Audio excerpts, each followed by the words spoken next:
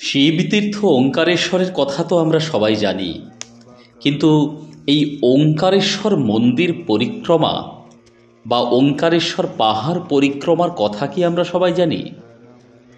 যদি না জেনে থাকি তাহলে চলুন আমরা জেনে নিই ওঙ্কারেশ্বর পাহাড় পরিক্রমার এই মার্গটি কেমন, আর সেখানে কী বা দেখতে পাবেন, কোন লুকানো কাহিনী সেখানে পরতে পরতে অবস্থান করছে।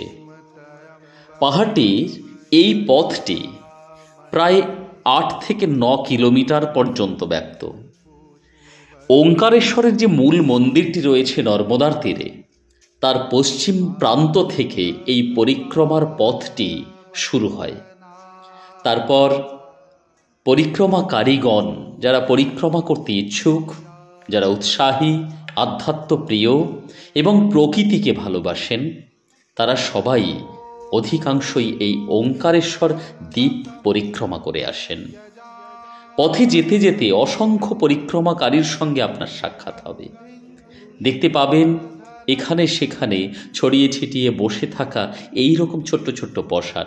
হ্যাঁ, এখান থেকে এমন কোনো স্থান থেকে আপনি আপনার নোটগুলোকে খুচরো করে নিতে পারেন।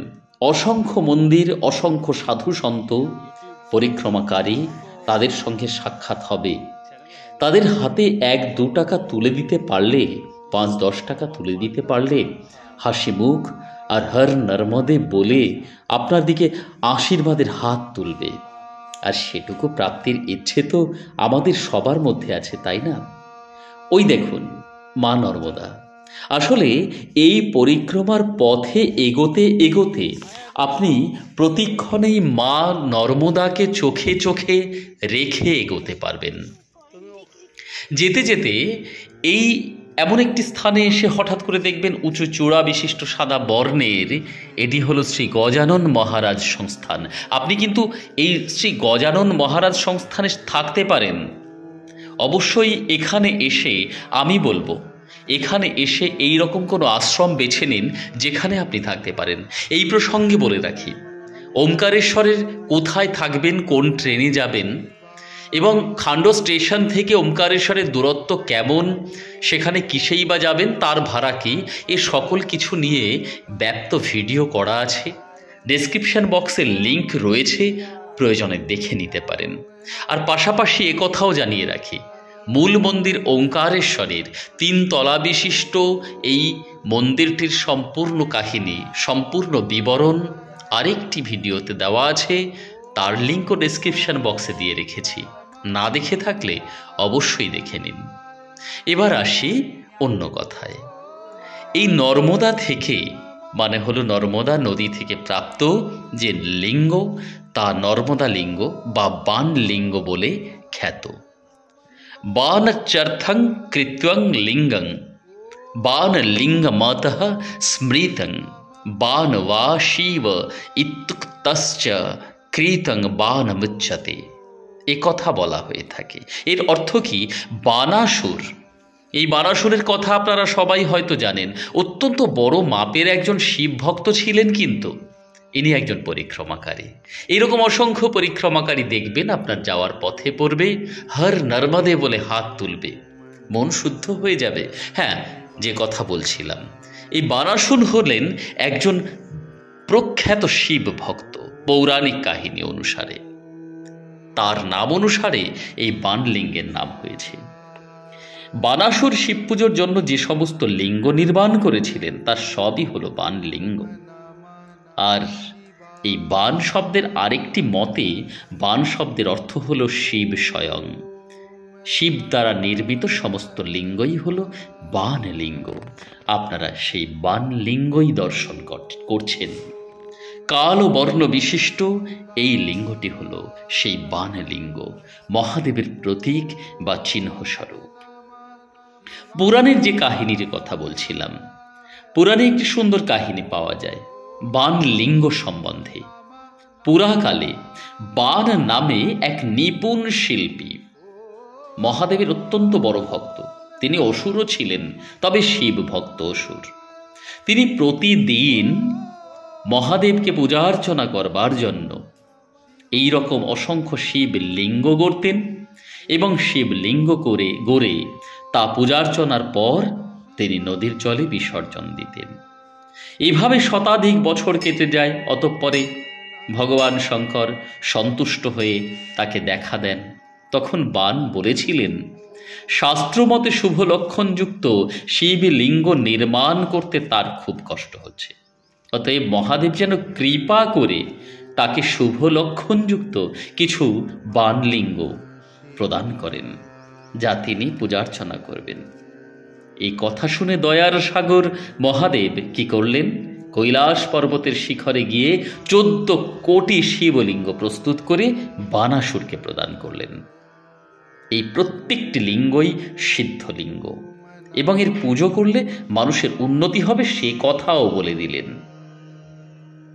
নর্মদার তীরে পরিক্রমার পথে যেতে যেতে এরকম অসংখ্য মন্দিরের সাক্ষ্য আপনি পাবেন।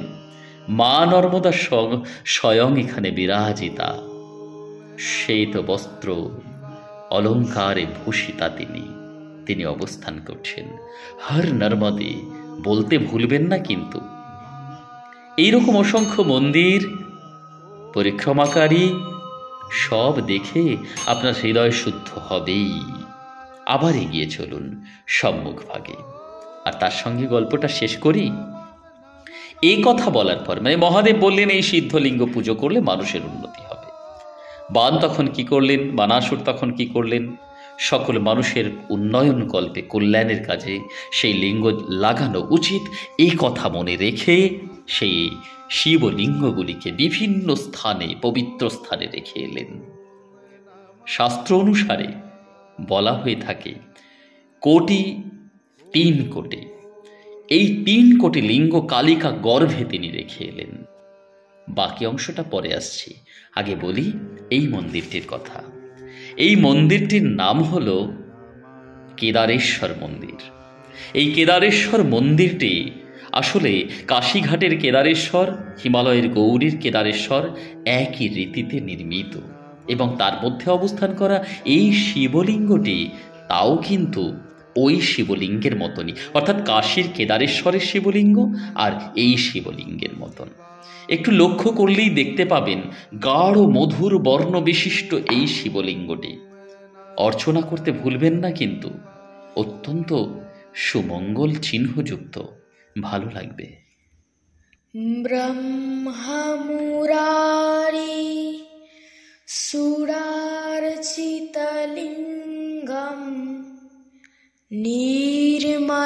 নির্মলভাসিত শোভিতলিঙ্গম জন্মজ দুঃখ বিনাশকলিঙ্গম তৎ প্রণমামি সদা শিবলিঙ্গম। দেবমুনি প্রবরার্চিতলিঙ্গম কামদহন করুণাকরলিঙ্গম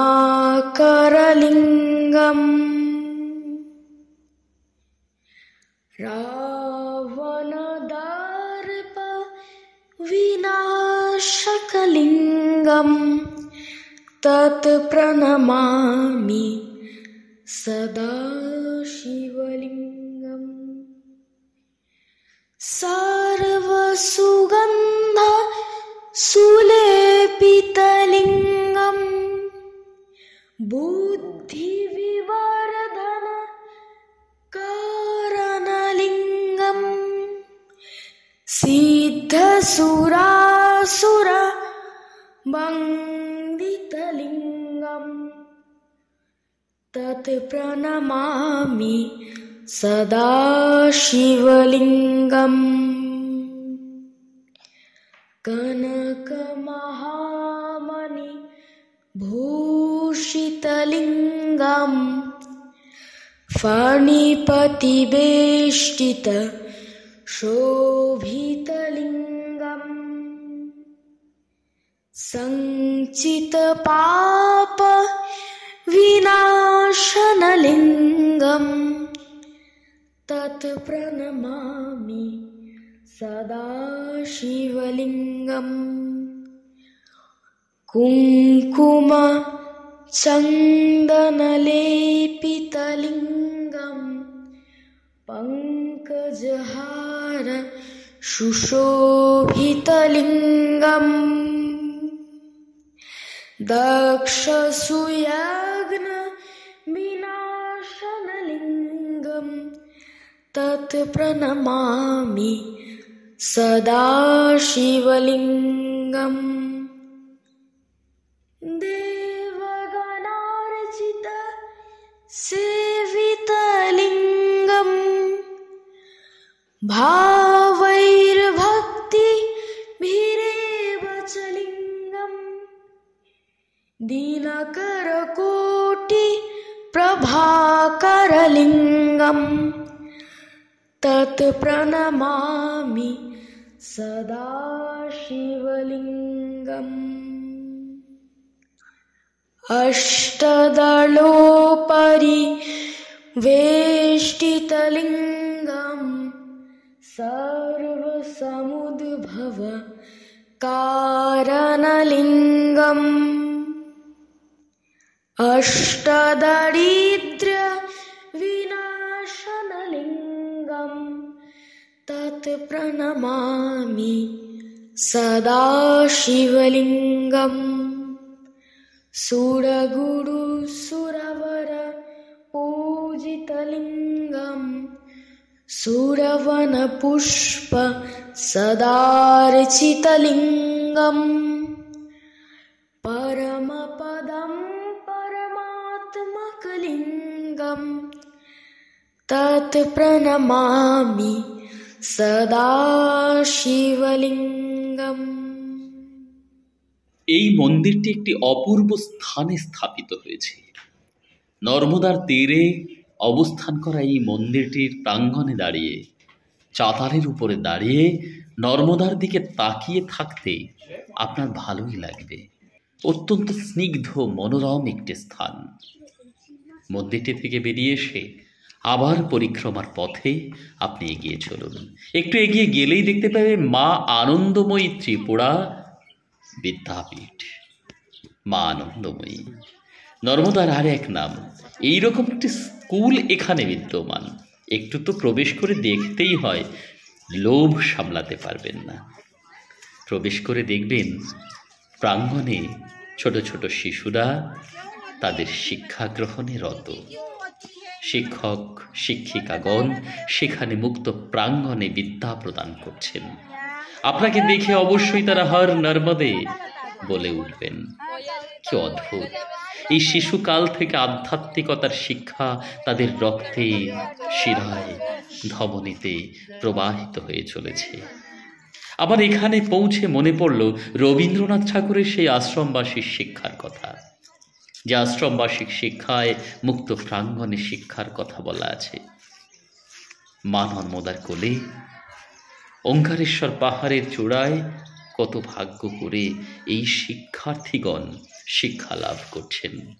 আর শিক্ষক শিক্ষিকাগণও ঠিক একই রকমভাবে অত্যন্ত আন্তরিকতার সঙ্গে তাদের শিক্ষা প্রদান করছেন। লক্ষ্য করে দেখুন, আমি তাদের সঙ্গে কথা বলেছিলাম। অত্যন্ত সমাদরের সঙ্গে আমাকে ভিতরে নিয়ে গিয়েছিলেন।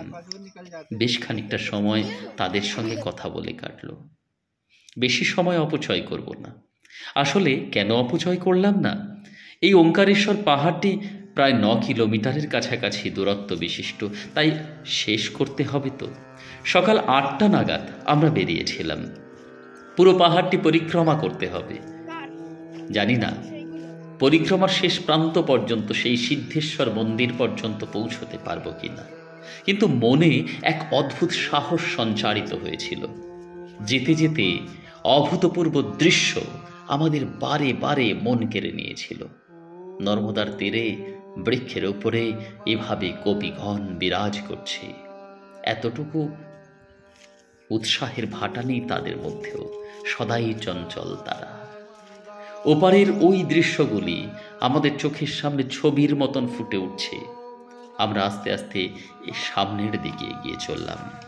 এবার আবার আসি সেই বানলিঙ্গের কথায়। এবার এই বানলিঙ্গের কথা বলতে বলতে আপনাদের আমি নিয়ে যাব আবার একটি সেই শিব মন্দিরে। যাই হোক, এবার এই 3 কোটি শিবলিঙ্গ কালিকা গর্ভে বানাসুর নিমজ্জিত করেন। 3 কোটি শ্রীশৈলে নিমজ্জিত করেন, 1 কোটি কন্যাকাশ্রমে, 1 কোটি মহেশ্বর ক্ষেত্রে, 1 কোটি কন্যা তীর্থে।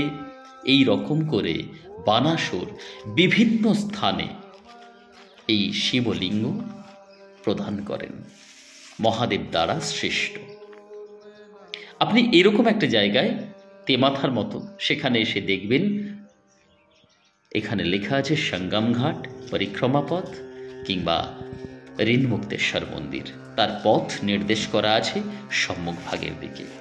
আপনি নির্দ্বিধায় সেদিকে এগিয়ে চলুন। ক্লান্তি এসে গেলে একটু দাঁড়িয়ে নেবেন, আর যেতে যেতে খানিকটা এগিয়েই লক্ষ্য করবেন এই রকম একটি উঁচু সিঁড়ির উপরে একটি আশ্রম দেখেই দাঁড়িয়ে পড়ুন। দেখবেন সেই আশ্রমে অবস্থান করা যে সকল সাধকগণ আছেন, তাদের সংসার থেকে বিমুখ হয়ে সাধনার পন্থা কি খানিকটা অনুভব করা যায় বই কি। এরকম একটি আশ্রমে পৌঁছে দেখবেন মহাদেবের শিবলিঙ্গ বিরাজ করছে, মহাদেব স্বয়ং অধিষ্ঠিত হয়ে আছেন সেখানে।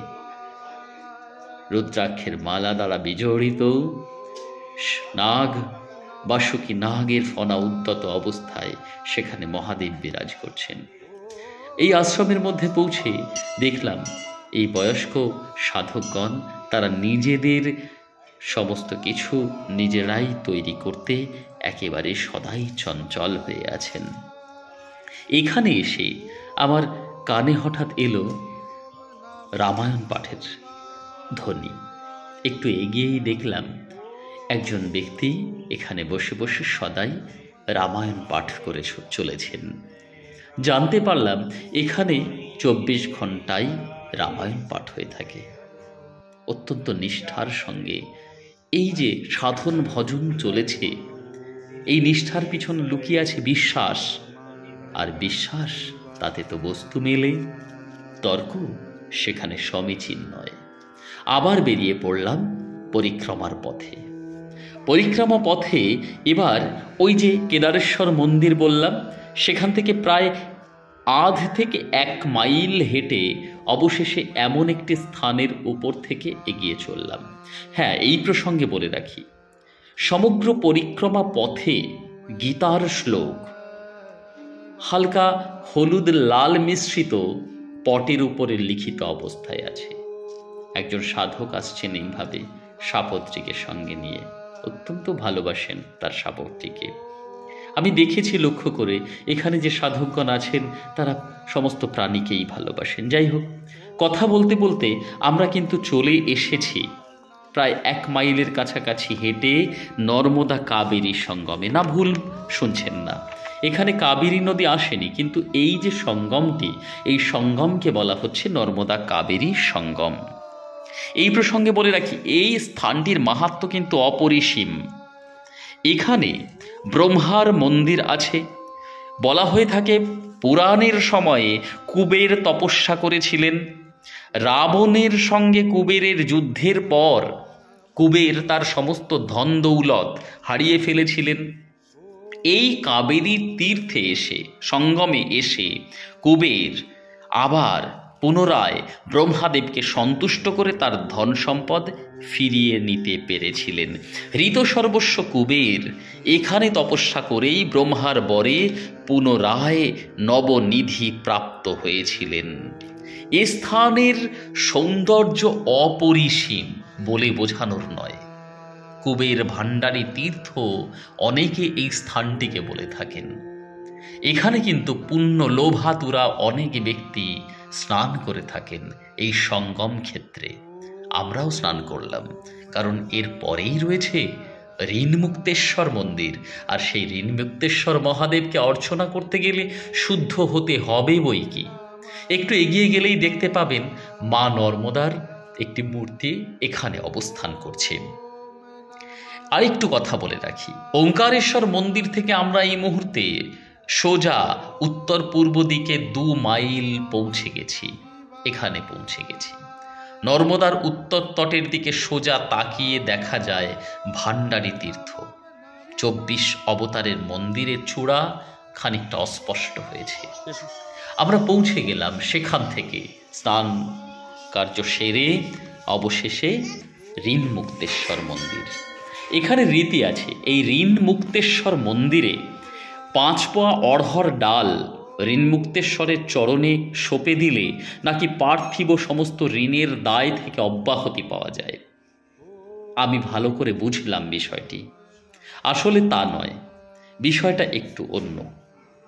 আসলে মনুষ্য জন্ম মাত্রেই মাতৃঋণ, পিতৃঋণ, শিক্ষক ঋণ, সমাজ ঋণ, দেশ ঋণ থেকেই যায়। তা তো কখনোই শোধ করার নয়, তা অপরিশোধ্য হয়ে থাকে। আমৃত্যু আমাদের সেবা করে যেতে হয় এই সকল ব্যক্তিবর্গকে, সমাজকে, দেশকে। শাস্ত্র মতে ঋষিগণ ঋণ শোধ করতে পারেন না, ব্যক্তিগণও পারেন না, তা চিরকাল অপরিশোধ্য হয়ে থাকে। শাস্ত্রের অধ্যয়ন, মনন, মনুষ্যত্ব স্থাপন এসবের মধ্য দিয়েই একটা স্বচ্ছ জীবন যাপন করতে হয়। তার প্রতিজ্ঞা নিতে হবে এই ঋণ মুক্তেশ্বরের সম্মুখে। সেই সময়ে ঋণ মুক্তেশ্বরের সম্মুখে দাঁড়িয়ে সেই প্রতিজ্ঞাই নিয়েছিলাম। ঋণ মুক্তেশ্বর মন্দির শুধুমাত্র একটি মন্দির দ্বারাই পরিবৃত নয়, তার চারিপাশে বেশ কয়েকটি মন্দির রয়েছে। যেমন এখানে রয়েছে দ্বারকাধীশ মন্দির। স্বয়ং শ্রীকৃষ্ণ এখানে বিরাজ করছেন। কাল মূর্তি বিশিষ্ট শ্রীকৃষ্ণ ত্রিভঙ্গ মুরারি রূপে এখানে অধিষ্ঠিত। তার দর্শনে মুগ্ধ হলাম। সুপ্রাচীন সময় থেকে এই মন্দিরটি এখানে। মন্দিরের মূল ফটকটি বেশ কারুকার্যমণ্ডিত, সুপ্রাচীন বলা যেতে পারে। খানিকটা এগিয়ে যেতেই হঠাৎ করে এক জটাজুটোধারী ব্যক্তির দর্শন এলো। তিনি কথা বললেন আমাদের সঙ্গে। জিজ্ঞাসা করলেন কোথা থেকে এসেছি। উত্তর দিলাম বাংলা থেকে এসেছি, পশ্চিমবঙ্গ থেকে এসেছি। যাই হোক, একটু এগিয়েই ঋণ মুক্তেশ্বর মন্দির থেকে রাধাকৃষ্ণ মন্দির নজরে এলো। আমরা তার মধ্যে সেই মন্দির কমপ্লেক্সের মধ্যে প্রবেশ করলাম, দর্শন করলাম। ভালো লাগলো ভীষণ। নর্মদার সকল তীরে, নর্মদার তীর ঘেঁষে এভাবে ওঙ্কারেশ্বর পাহাড়কে পরিবেষ্টন করে আছে অসংখ্য দেব মন্দির। কে কবে প্রতিষ্ঠা করেছিলেন, কি তার মাহাত্ম্য। এই মাটি আসলে আধ্যাত্মিকতার মন্ত্র শোনায়, আর সেই আধ্যাত্মিকতার মন্ত্র পাঠ করেই আমরা শুদ্ধ হতে পারি। এই প্রসঙ্গে বলে রাখি, এই ওঙ্কারেশ্বর পাহাড় পরিক্রমার ফল কি? কেন এই ওঙ্কারেশ্বর পাহাড় পরিক্রমা করব? সমগ্র ওঙ্কারেশ্বর পাহাড় আসলে চিরকালীন, সুদীর্ঘকাল থেকে, সেই প্রাচীন সময় থেকে এক অদ্ভুত ভাবনা প্রদান করে আসছে, এক শুদ্ধতা প্রদান করে আসছে। শুদ্ধতার স্পর্শে মানুষ তো শুদ্ধ হয়। তাই ওঙ্কারেশ্বর পাহাড় পরিক্রমার মধ্য থেকে সেই শুদ্ধতা আমাদের প্রত্যেকের হৃদয়ে স্থাপিত হতে পারে। ভালো লাগবে। হঠাৎ ভীষণ খিদে পেয়ে গেছিল চলতে চলতে। বিশ্বাস করুন, ভাবতেই পারিনি। খানিকটা এগিয়ে দেখি একটা ছোট্ট বাড়ি, আর সেই ছোট্ট বাড়ির সম্মুখে এমনি করে ছোট্ট একটি ছেলে সন্তান তাদের ধুলো বালি মেখে দৌড়দৌড়ি করছে। সেখানে দেখলাম খিচুড়ি প্রসাদ নিয়ে, অন্নভোগ নিয়ে একজন ব্যক্তি বসে আছেন। পাতায় করে খানিকটা দিলেন, ভীষণ আনন্দ লাগলো। আমি শুনেছিলাম মা নর্মদার তীরে পরিভ্রমণেরত কোনো ব্যক্তির ক্ষুধা তৃষ্ণা মা নর্মদা নিজেই মিটিয়ে থাকেন। এখানে তাই হলো, তার অন্যথা কিছুই হলো না। খিদে পেয়েছিল, অন্ন গ্রহণ করতে পারলাম প্রসাদ রূপে। হ্যাঁ, যে কথা বলছিলাম, ওঙ্কারেশ্বর পাহাড় পরিক্রমা করলে কি হতে পারে? কি হতে পারে? মনের মধ্যে একটা শুদ্ধতা আসতে পারে, তৃপ্তি আসতে পারে। আর সেই শুদ্ধতা আর তৃপ্তি সত্যকে অনুভব করতে শেখায়। তাই তো ওমকারেশ্বর পাহাড় পরিক্রমা করতে হবে। এই ওমকারেশ্বর পাহাড় পরিক্রমা করতে করতে খানিকটা এগিয়ে এসে দেখবেন মা কালিকা মন্দির। তবে এই মা কালিকা মন্দির, এই মন্দিরটি তালাবন্ধ অবস্থায় আছে বলে আমরা ভিতরে প্রবেশ করতে পারলাম না। বাধ্য হয়ে বাইরে থেকে দর্শন করেই ফিরে এলাম। সেখান থেকে ফিরে এসে আবার পরিক্রমার পথ, পরিক্রমাকারীরা যে পথে হেঁটে চলেছে সেই পথেই এগিয়ে চললাম। খানিকটা এগিয়ে যেতেই, বেশ খানিকটা এগিয়ে যেতেই হঠাৎ করে চোখে পড়ল ডান দিকে অবস্থান করা এক সুপ্রাচীন মন্দির। কে কবে নির্মাণ করেছিল আমি তাকিয়ে বেশ কিছুক্ষণ এক সম্পূর্ণ নিষ্পলকভাবে সেদিকে তাকিয়ে রইলাম। ওফ, এ সৌন্দর্য ভোলার নয়। হঠাৎ করে দেখলাম 4 তলা বিশিষ্ট মন্দিরের রং বালি পাথরের লালচে আভাযুক্ত গৈরিক। এমন একটি মন্দির আমাদের সামনে এসে দাঁড়িয়ে পড়ল। সত্যি বাইরে যে নেমপ্লেট রয়েছে সেখানে দেখলাম মন্দিরের নাম হলো সোমনাথ মন্দির। কেউ কেউ একে বলে থাকেন গৌরী সোমনাথ। সোমনাথ বললেই মনে হয় যথেষ্ট, আর গৌরী সংযুক্ত করতে হয় না। তার কারণ শিব, তিনি তো নারী এবং পুরুষ উভয়ই, তিনি অর্ধনারীশ্বর। আস্তে আস্তে এই সোমনাথ মন্দিরের, এই গৌরী শঙ্কর মন্দিরের ভিতরে প্রবেশ করলাম। ভিতরে প্রবেশ করেই যে শিবলিঙ্গ দর্শন করলাম তা এক কথায় অনন্য, অসাধারণ। বিশাল শিবলিঙ্গ, ঘন কৃষ্ণবর্ণ, যেন ঝকঝক করছে, আলো ঠিকরে বেরিয়ে আসছে। এমন সুন্দর শিবলিঙ্গ ওমকারেশ্বর পাহাড়ের কোনো মন্দিরেই আর আপনি দর্শন করতে পারবেন না। একটা উঁচু স্থানের উপরে উঠে এই শিবলিঙ্গের মস্তিষ্কে জল প্রদান করতে হয়। তার বাইরে পাথরের মূর্তি খোদাই করে কি অপূর্ব শিল্প সত্তা, অতুলনীয়। বলা হয়ে থাকে সুদূর সময়ে, প্রাচীন সময়ে এই শিবলিঙ্গটি নাকি স্ফটিক ছিল। পরে আওরঙ্গজেবের আমলে তিনি এই শিবলিঙ্গকে আক্রমণ করেছিলেন। সে আঘাতের চিহ্ন এখনো স্পষ্ট হয়ে আছে। লক্ষ্য করুন, শিবলিঙ্গে জল অর্পণ করলাম, নর্মদার জল অর্পণ করলাম। সমস্ত সৃষ্টিকে সুস্থ রেখো, এ কথাই বললাম। আর সেই শিবলিঙ্গের ঠিক পিছনের দিকে এখানে গৌরী তিনি অবস্থান করছেন। মা গৌরীকে প্রণাম জানালাম। এখানে অখণ্ড জ্যোতি অবস্থান করছে। বেরিয়ে এসে আস্তে আস্তে দ্বিতলে উঠছি। উঁচু উঁচু পাথরের সিঁড়িগুলো বেয়ে উঠতে অত্যন্ত রোমাঞ্চকর মনে হচ্ছিল। কি বলবো, বলে বোঝানোর নয়। খুব সংকীর্ণ একটি রাস্তা, সোজা হয়ে দাঁড়ানো যাচ্ছে না। মাথা যতটা সম্ভব হেড করে আস্তে আস্তে আস্তে আস্তে উপরের দিকে উঠে অবশেষে একটা মুক্ত অংশে পৌঁছলাম। সেখানে দেখলাম 2টি ছোট্ট ছোট্ট ছেলে মহাদেবকে অর্চনা করবার জন্য অবস্থান করছে। এখানে শিবলিঙ্গটি এই রূপে অবস্থান করছে, এই রূপে আছেন তিনি। এখানে পৌঁছে মহাদেবকে জল অর্পণ করলাম এবং চারিদিক খুব সুন্দর করে লক্ষ্য করলাম। কারুকার্য, পাথরের স্তরগুলি এবং একটির পর একটি সাজিয়ে কেমনভাবে মন্দিরটি নির্মাণ করা হয়েছে সেটা দেখে আবার একটি পথ ধরলাম উপরে ওঠার জন্য। 4 তলা বিশিষ্ট বলেছিলাম তো। এবারের সিঁড়ির পথটি কিন্তু পূর্বের তুলনায় আরও বেশি সংকীর্ণ। একেবারে বলা যেতে পারে 1 থেকে 1.5 ফুটের মধ্যে চওড়া, আর অত্যন্ত নিচু। মাথাটি কোনো রকমভাবেই উঁচু করা সম্ভব নয়। আলো নেই, মোবাইলের ফ্ল্যাশ লাইট জ্বালিয়ে আস্তে আস্তে উপরে উঠলাম। উপরে উঠে যে দৃশ্যটি, যে উন্মুক্ত দৃশ্যটি আমাদের সামনে উন্মোচিত হলো তা এক কথায় অভাবনীয়। এখানেও স্বয়ং মহাদেব বিরাজ করছেন, আর জানালা থেকে বাইরের দৃশ্য অতুলনীয়, তুলনাহীন বলা যেতে পারে।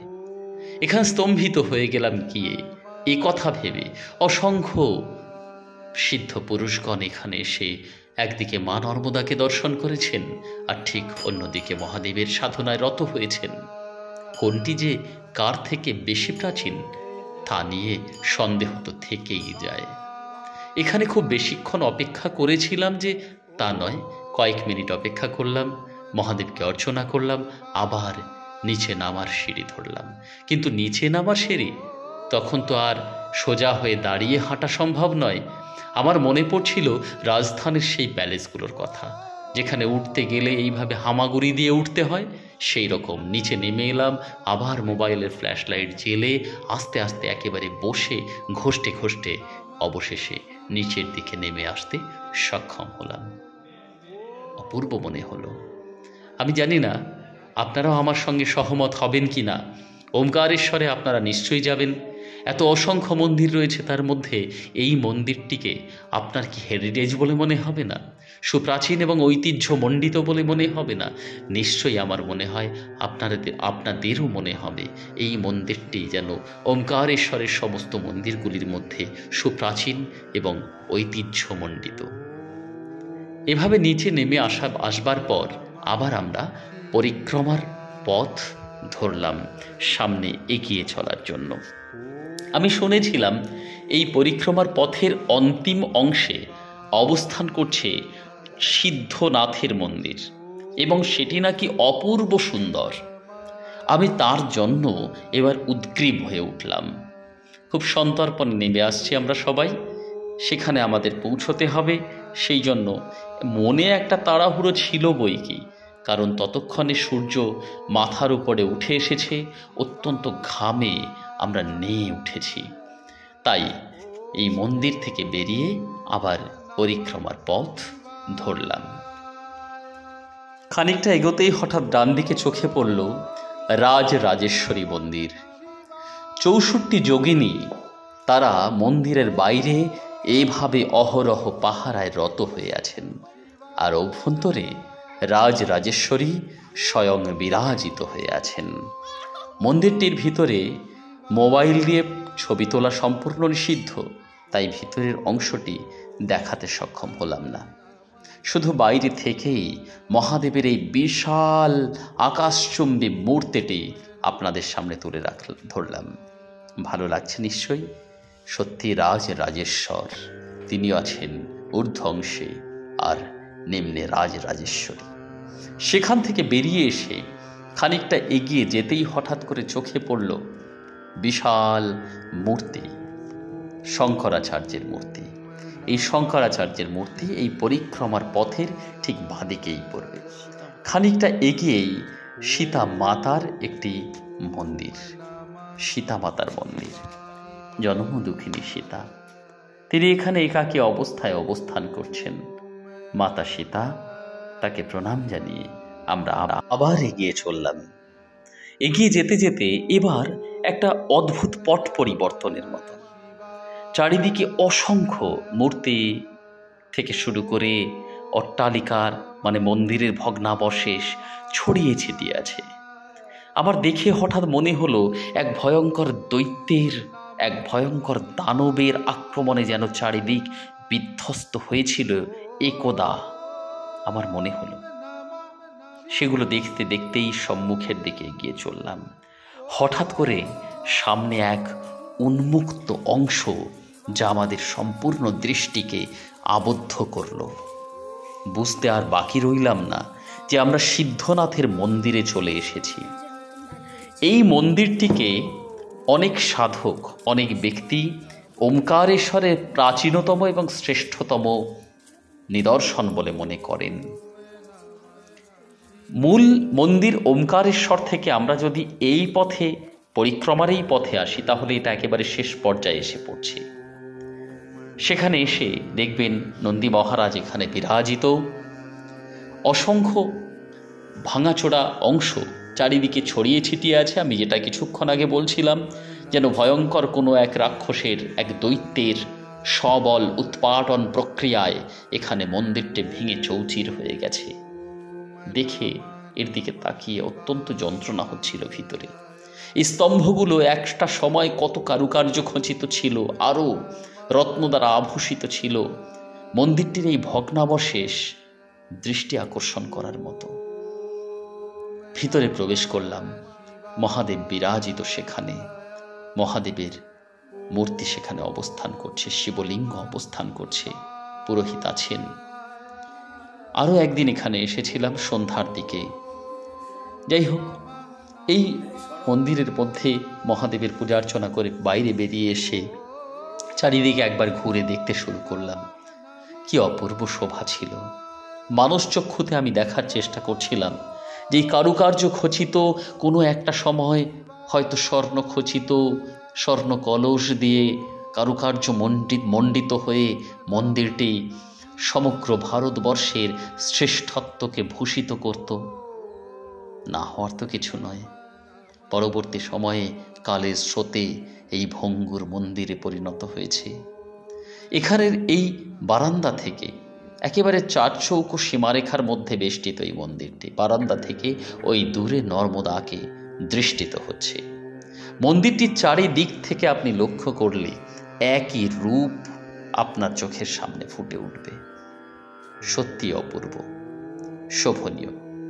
আমার মনে পড়ছিল স্টোনহেঞ্জের কথা, যে স্টোনহেঞ্জ অর্থাৎ এই রকম পাথুরে একটি ভূমি, যেখানে পাথরগুলি সাজানো অবস্থায় আছে এবং দেখে মনে হবে সুদূর অতীতে কেউ না কেউ এখানে এসেছিল, সুন্দর স্থাপত্য নির্মাণ করেছিল। মুগ্ধ হলাম। পরিক্রমাও শেষ হলো। এবার মূল মন্দিরে ফেরার পালা। যাই হোক, আপনাদের সঙ্গে অনেকক্ষণ রইলাম এই ভিডিওর মারফত। ভালো লাগলে কমেন্ট করতে ভুলবেন না কিন্তু। আর হ্যাঁ, অবশ্যই ওঙ্কারেশ্বরে গেলে পরিক্রমা করবেন। যদি মনে হয় কোনো কিছু ইনফরমেশনের প্রয়োজন আছে, তাহলে মেল করতে ভুলবেন না। আমি অবশ্যই সাহায্য করব আপনাদের। আর হ্যাঁ, হর হর নর্মদে লিখুন কমেন্ট বক্সে গিয়ে।